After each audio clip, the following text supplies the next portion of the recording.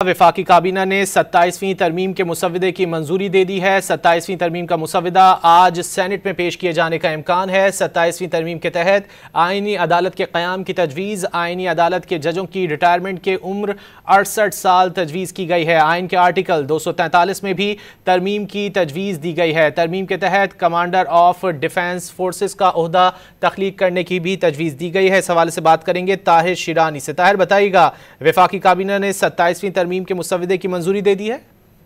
जी, वफाकी काबीना का इजलास ख़त्म हो गया है और ज़राए ने यह बताया है कि वफाकी काबीना ने 27वीं आईनी तरमीम के मुसव्वदे की मंजूरी दे दी है और इम्कान है कि जो तरमीमी मुसव्वदा है वो आज सेनेट में पेश किया जाएगा।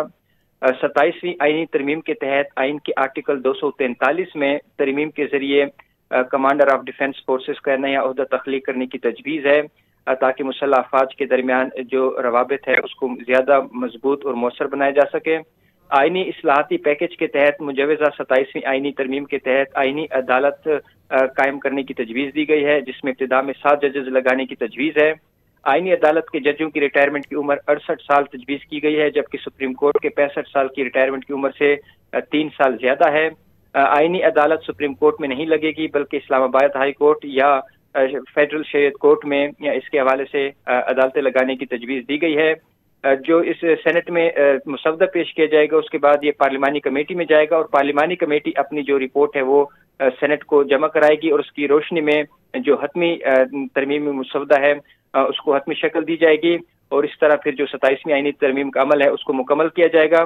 जो इसके साथ साथ इलेक्शन कमीशन ऑफ पाकिस्तान और जो NFC के हवाले से कुछ तजावीज़ हैं वो पीपल्स पार्टी के, क्योंकि उनके ऊपर तहफ़्फ़ुज़ात हैं और इत्तेहादी जमातों के कुछ, तो इस हवाले से इम्कान यही है, बताया गया है कि जो NFC अवार्ड है और इसके साथ जो इलेक्शन कमीशन ऑफ पाकिस्तान के हवाले से जो तरामीम है उसको फिलहाल नहीं छेड़ा जा रहा। उसको 28वीं आईनी तरमीम की सूरत में मजीद जो तरामीम रह जाएंगी उसको उसमें शामिल किया जाएगा।